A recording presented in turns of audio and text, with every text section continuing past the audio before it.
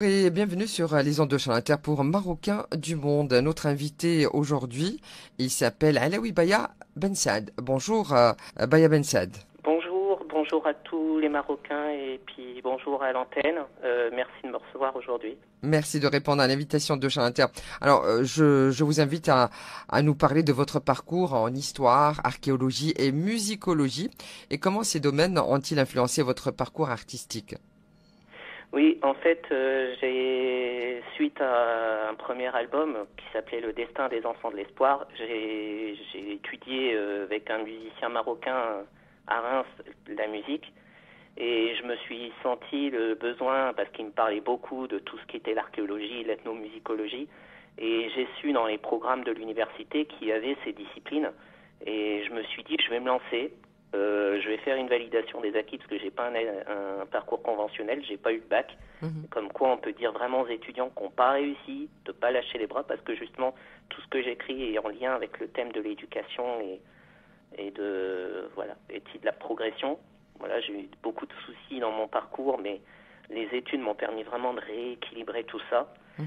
Donc l'archéologie, l'ethnomusicologie et la danse, comme j'étais en train d'essayer de répondre, est un art total. C'est-à-dire qu'au Maroc, plus je discute avec les musiciens, j'en ai rencontré certains de l'Orchestre national de Barbès, j'ai rencontré des musiciens marocains ou d'Algériens, une danseuse aussi, j'ai fait des concours, j'ai fait des spectacles de contes.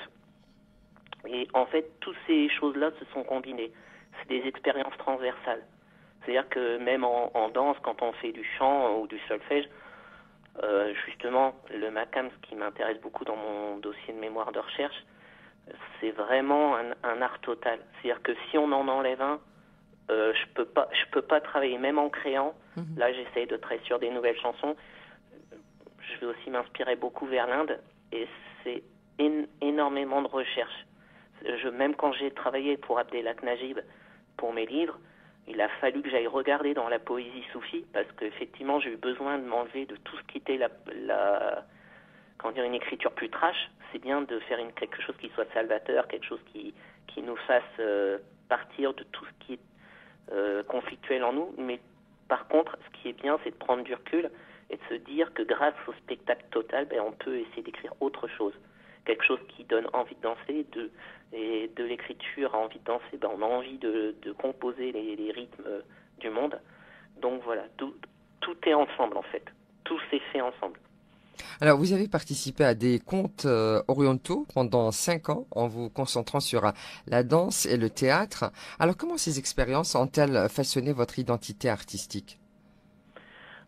Là, comme je viens de dire, par exemple, je pense à l'Inde principalement, parce que la musique marocaine, tout ça, je le connaissais déjà par mon musicien, qui m'a fait l'album, dont le clip Laisse-moi devenir ta Vestale, il m'a fait la chanson.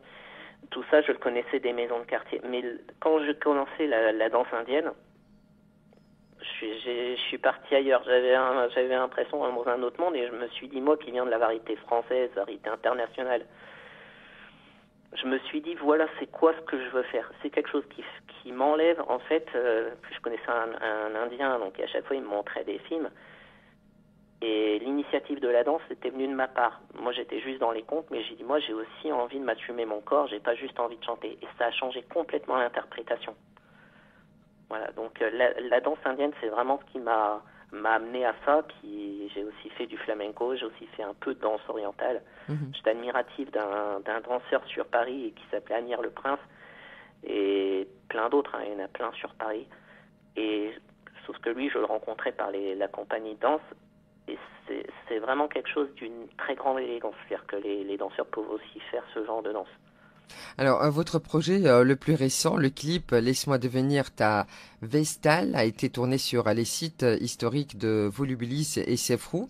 Pourquoi avez-vous choisi ces lieux et quelle importance ont-ils pour vous? Alors, Volubilis, c'est particulier pour moi parce que donc en archéologie, j'ai fait mon dossier sur Volubilis cette année Mhm. que j'ai validé. Et à la base, je voulais faire ça en dossier de mémoire, et justement sur la mixité des cultures, principalement sur la culture chrétienne. Et j'ai pu répondre aux questions, parce que depuis le IIIe siècle avant jusqu'à aujourd'hui, voilà, donc il y a eu plein d'influences que les Marocains connaissent, je ne vais pas les embêter avec ça, mais l'archéologie, c'est vraiment ce qui m'a amené, Puis pour travailler une chanson que je ferai plus tard, j'ai eu besoin d'aller rechercher des paysages pour écrire des chansons. Et dont cette chanson-là.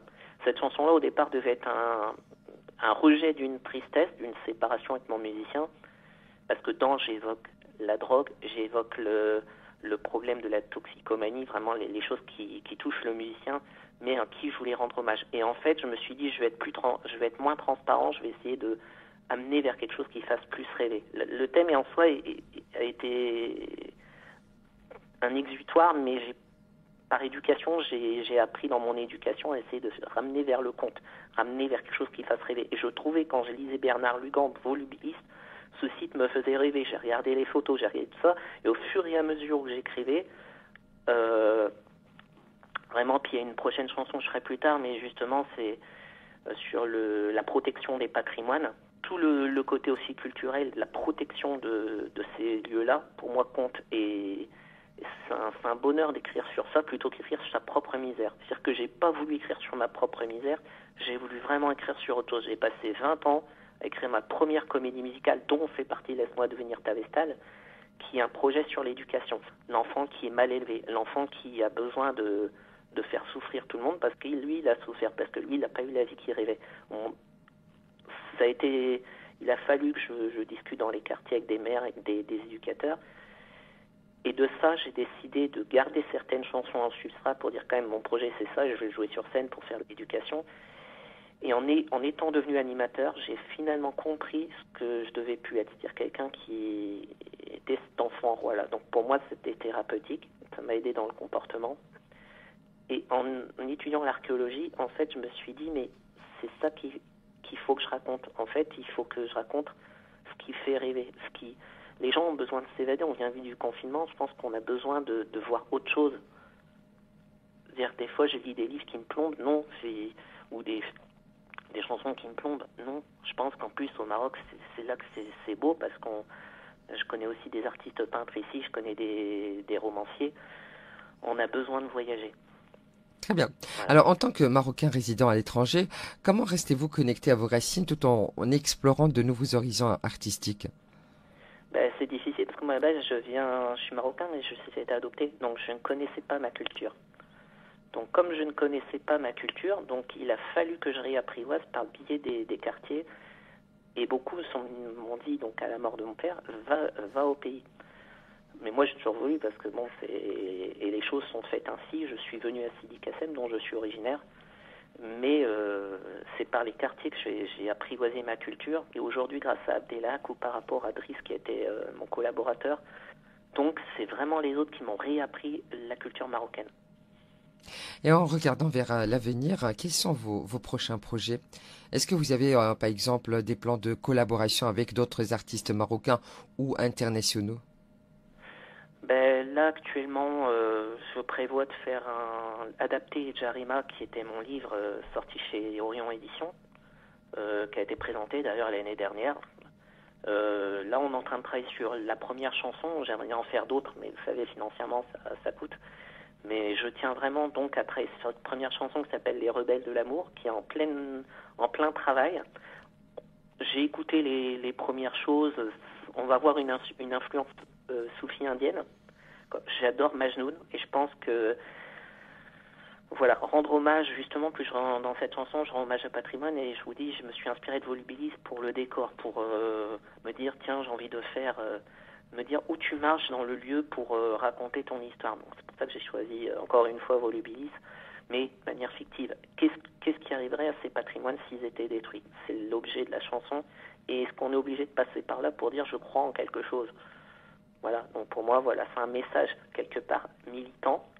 Donc je vais garder mon côté militant, mais différemment. Et quel est votre message à ceux qui nous écoutent ce matin sur les ondes de Chant Inter, qui s'inspirent peut-être de votre parcours? De croire au bout, parce que moi je sais que dans le premier projet j'ai été ruiné, donc et bon, je viens de la DAS, enfin voilà, et puis au lieu de faire du pathos, c'est de pas se freiner et puis d'aller au bout de ses envies, quoi. Enfin, je pense qu'il Je lis aussi la presse, on a les mêmes problèmes au Maroc qu'en France. Je lis mon éditeur qui écrit dans le journal La Vérité, on a les mêmes problèmes et l'éducation actuellement est un vrai problème. En tant qu'animateur, je le vois et je pense qu'il faut progresser. Les étudiants actuellement dans les écoles doivent se mettre à écouter les professeurs. Et même des professeurs que je connais me disent exactement la même chose et il y a une perte de courage. Et le problème vient d'un manque de l'instruction. Et je ne vais pas redire ce qu'a dit Abdelak, mais il le dit encore, c'est tous les réseaux sociaux, la médiocratie. Et je partage son avis.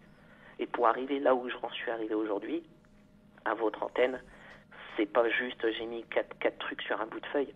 C'est derrière, il y a beaucoup de travail. Alaoui Baya Ben Saad, restez avec nous. On va se permettre une petite pause et on revient juste après pour la suite de Marocains du Monde sur les ondes de Chant Inter.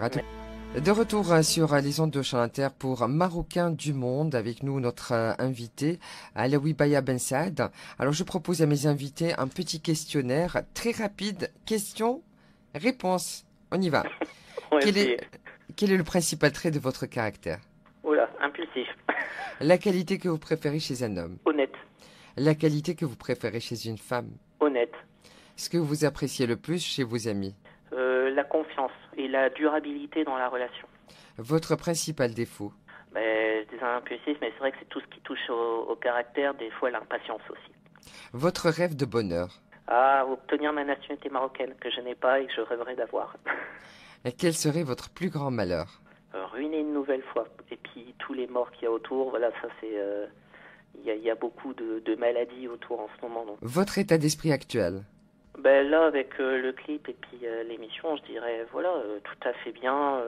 On sort d'une année difficile et là, je pense que là, je me rééquilibre, prêt à attaquer une nouvelle année. Votre devise dans la vie?